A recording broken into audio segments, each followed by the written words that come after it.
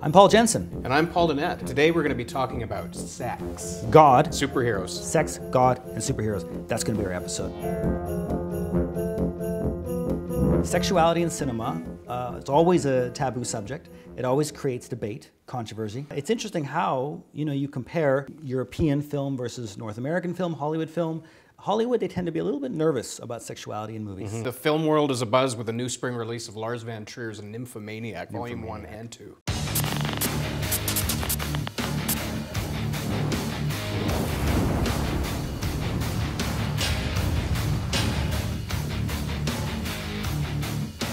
There's nothing to smile about. My initial reaction to the film is, I'm hoping what the public's reaction will be to the film. You've got a title that's provocative right off the bat, NYMPHOMANIAC. You've got a whole marketing campaign that's built around extremely provocative images, only to find out that the film is not really what you think it's going to be. You know what's interesting is because Lars von Trier over the years has often been accused of being misogynistic. And a lot of how audiences will appreciate this film depends on how much audiences like to be challenged and to actually have a discussion about a movie. Some audiences are like, no, just give me an escapist entertainment, and they're not going to be interested in NYMPHOMANIAC. Well, especially since so early on in the film, you discover it is about sex, but it's not primarily about that. It's much more about love. It's much more about identity and asserting oneself in the world. It's very much about addiction. Just absolutely amazing how absolutely honest this film is. It's interesting because so many of his films deal with women who they go through hell. They're battered, they're bruised. His women end up becoming martyrs. And I think Lars von Trier most identifies with these battered women because the idea of an artist trying to say something, society around you making it difficult. The intention that von Trier, I think, has here is to highlight the hypocrisy within especially North American society that if a man has sex with multiple women, he's a hero. A woman does it, she's a slut, she's an info. And of course, we're all aware of this hypocrisy, but so rarely do you see films that draw proper attention to it. We're moving away from seeing behavior and judging it in terms of gender and recognizing that if a man has lots of sex with a bunch of different women, we may call that irresponsible. If a woman does it, we may call that irresponsible, but it's equal. It's irrespective of gender. Part of Lars von Trier's approach when he writes his films, supposedly, on his first draft, he actually writes all the major characters as men, because he himself is a man, and he writes the supporting characters as women, and then when he goes on to do the second draft, he flips everything. Interesting. So his first attempt at the story is to be uninhibited. And even though her sex addiction problem is destructive, it's ultimately very destructive, there is an empowering element of her character. With the ending, she definitely takes charge. Her character arc is sort of complete. The movie it doesn't leave any stone unturned. He explores every avenue from not just sexual addiction, but incestual elements, S&M. He really explores every orifice. Children's first experiences of when they discover, puberty. It explores the reality. Like, I've got kids. Yeah. I've got 4 kids, so they're teenagers. Yeah. 2 of them are for sure, 3 of them now. And what was that like for you, though, growing up, basically becoming a father, having all these children, and at some point, these children, they're going to go through puberty, they're going to discover sexuality. It must be difficult. The sooner you come to terms with the fact that you and I, we at a certain age we hit that area where we're interested in sexuality and starting to have different experiences. There's a scene in NYMPHOMANIAC that addresses this, and I couldn't help but be reminded of my own first sexual encounter. Really? Now, do tell. I think we're out. We're going to have to. We'll bring in the red soon. I was about 6 or 7, and my parents had some friends. They came over and they had their daughter, and we were like best friends. I'd play with the daughter all the time, and she loved playing house, and play like grown-ups, and play doctor, things like that. And we were at this point where we were having fun, and then she says, Mommy and Daddy have baths. They take baths. You did not take a bath with that girl. We took a shower. because she said, Mommy, Daddy take showers. You are so progressive, Jensen. This is why I remember, I've never taken a shower in my life. And I was like, oh my God, this is gonna be my first shower. So we get in there, and as we're taking a shower, suddenly, bam, bam, bam, bam, bam, on the door, her mother. And she's like, what's going on in there? What's going on there? We turn off the water, and we get out, and we start putting on our clothes, and then she's like, open the door this instant. Her daughter said, just a second, Mom, I'm putting my pants on. And I was mortified, just mortified. Parents were fuming, so they took her and they just stormed out, and we never saw them again. Does that really qualify as a sexual experience? You were having a shower, man. My mother looked me in the eyes and she said, did anything happen? And I said, no. And then she went, fine. And as she left, my father came up to me and he gave me a high five. Like, way I want to give you a high five right now. That's what I'm talking about. But anyways, so many films are afraid to deal with these situations, are afraid to explore sexuality, the first puberty experiences. And this movie, Nymphomaniac, is not afraid to do that. Like, it just. And I think it's honest for that, because any parent, anybody who's got kids, just understands that that's part of the experience. And rather than make it shameful or disgusting or something to be afraid of or something overly moralized, is guide and direct and help shape, hopefully, a healthy sexual experience and a healthy sexual understanding. And actually, that's one of the things that I liked about the film, is that she doesn't come from an abusive childhood at all. She has somewhat of a healthy childhood. Her father is wonderful. They have a very good relationship there. Yeah, it doesn't let you blame her sexual addiction on some terrible thing that happened when she was younger. She just has that desire, and she is quite happy to explore it, to a destructive event. Ooh, well, now we're moving on to red, and we have a nice vida, which means life. How appropriate, dealing with God.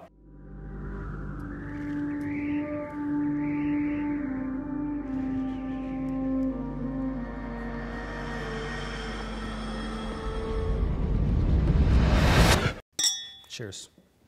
Now, on the one hand, I'm excited about the film because it's directed by Darren Aronofsky, who's a superb filmmaker. But another part of me thinks, does anyone really care about Noah that much right now? Isn't it too old-fashioned or dated? I mean... Well, and I can see that back in the day when, Cecil B. DeMille was making 10 Commandments, or you had The Greatest Story Ever Told, when a large part of society was at least officially still going to church and spiritual, why movies like that, being filmed by big directors, starring big actors, why those would play and even make money. It's always amazing to me when you see a film about one of the most, from a secular point of view, controversial stories, like really a flood filled the whole, I mean, the literality of any of the Bible stories is always in contention. And that they would take one of the most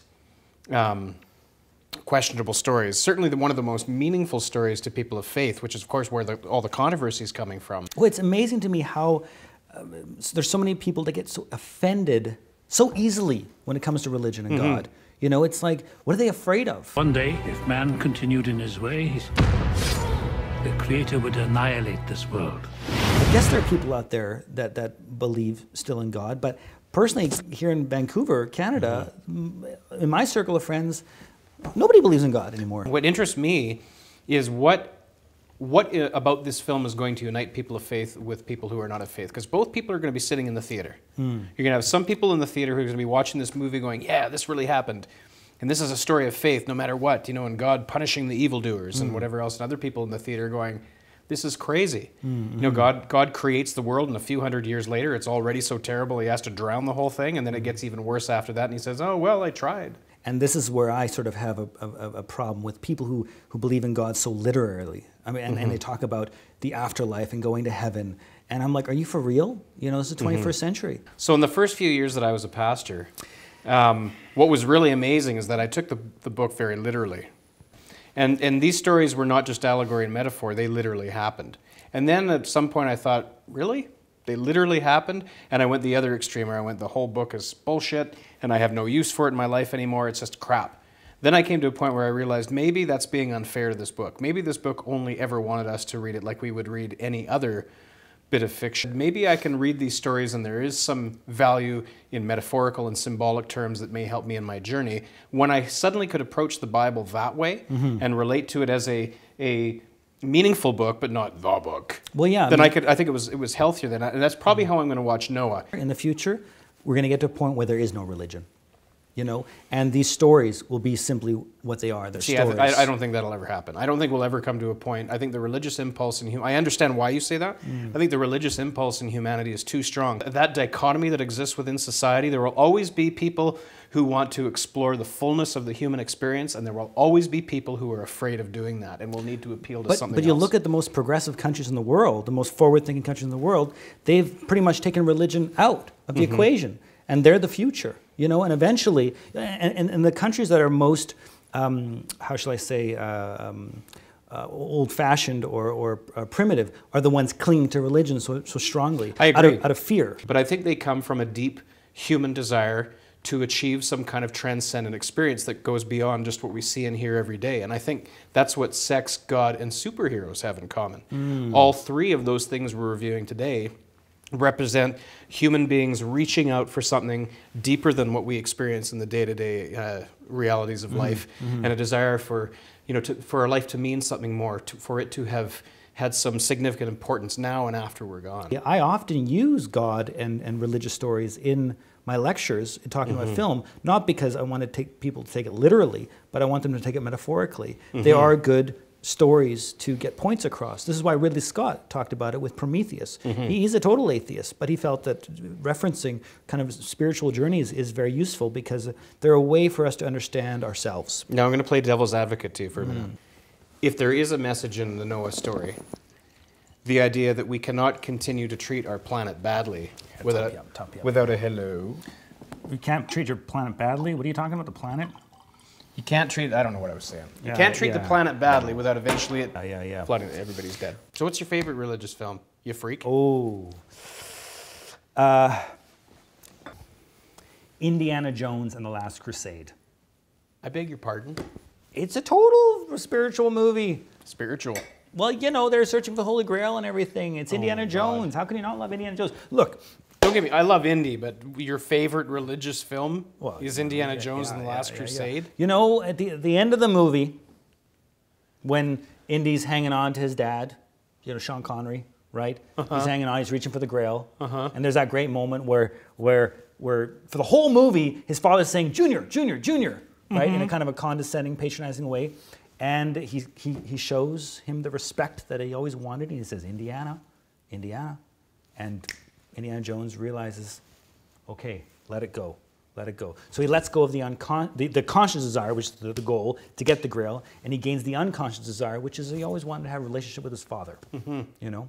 And that's deeply spiritual. I would agree. I would totally agree. To Indy. Enough about sex and God. Let's talk about superheroes. Yes. And whatever else is coming up this summer. 2014 is a loaded movie. Lots of remakes, lots of sequels. Okay, we've got the superhero films coming out. We're sick to death of superhero films. Some of us are sick to death of superhero movies. Like, come on. There's so many. Hollywood right now is obsessed with franchise. Everything has got to be a continuing thing and rehashing. Well, I mean, the one exception, the sequel that I'm looking forward to, 300, Rise of an Empire. Oh, God, no. The first one was bad enough. It was you didn't like 300? It's totally juvenile. It's just blood and guts and nudity. You loved Nymphomaniac 10 minutes ago for the nudity. Okay. And now you got a problem with the nudity? No. Gerard Butler's ab. Everything wrong with 300. It was the same week as Zodiac that came out. David Fincher's Zodiac. Here's a film, Zodiac, that's filled with integrity and intelligence and sophistication, asking a lot from an audience. And then you had 300, asking nothing from an audience. Critics praised Zodiac, trashed 300, and guess what? Zodiac bombs at the box office. Hey, Stephen Hawking, does everything have to mean something? Don't tell me you don't own 300. Don't tell me you don't have it in your DVD collection. Be honest. Don't lie. Okay, I do own it on Blu-ray. But I put it in the category of total guilty pleasures alongside my video nasties. One movie that I love, that I think is awesome, 82 out of 100 rating on Metacritic, the Lego Movie. We're going to need more wine for this. Where's our next bottle? Hang on.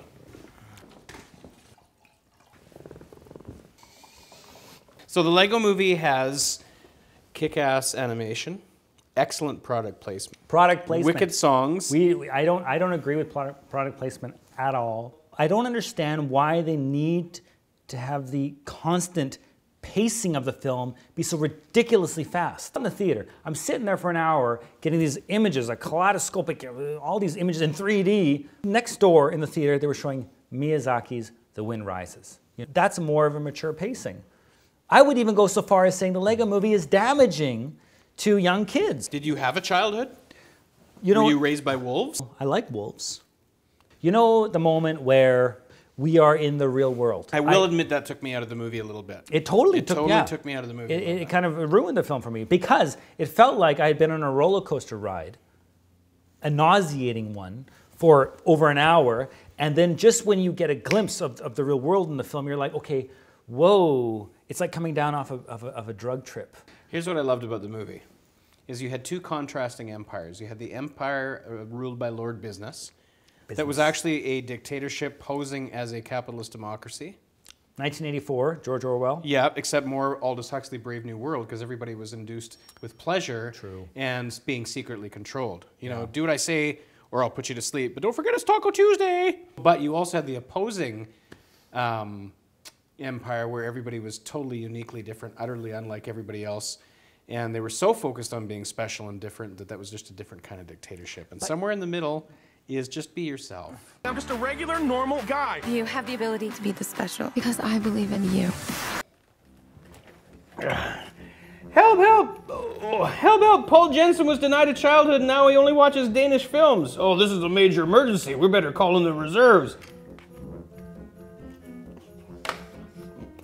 I have the solution. Unlimited power.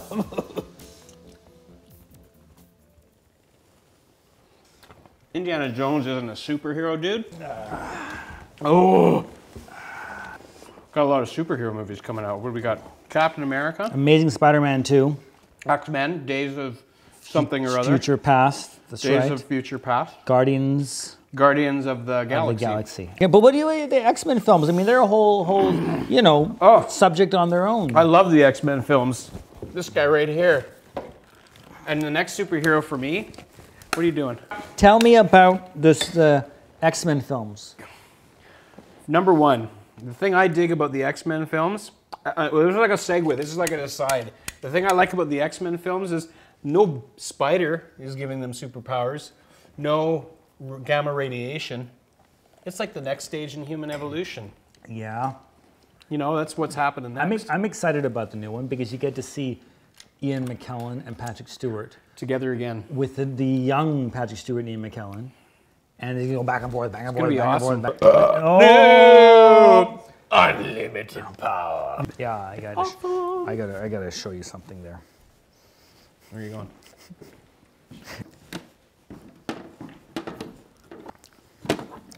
You are such a nerd. We've got the Batarang.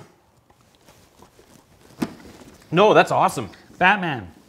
You know what I love about The Dark Knight? Was that, you notice Batman, he's the classic unsung hero. He's like the loner archetype because he keeps taking the hit for other people. So Batman realizes that it's more important that the people believe in heroes. So he says, put the deaths on me. I killed those 6 people. Blame me. Let them believe in the White Knight. I'll be your Dark Knight. I think one last thing to say about the superhero films is why people watch them. Okay. Why does anybody watch a superhero film? I would suggest it's the same reason that they would watch NYMPHOMANIAC or NOAH. In the words of Morgan Freeman,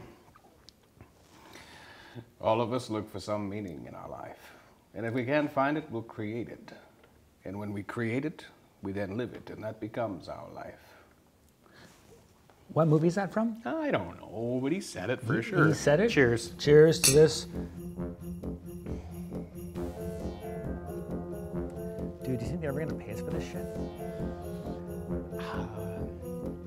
No.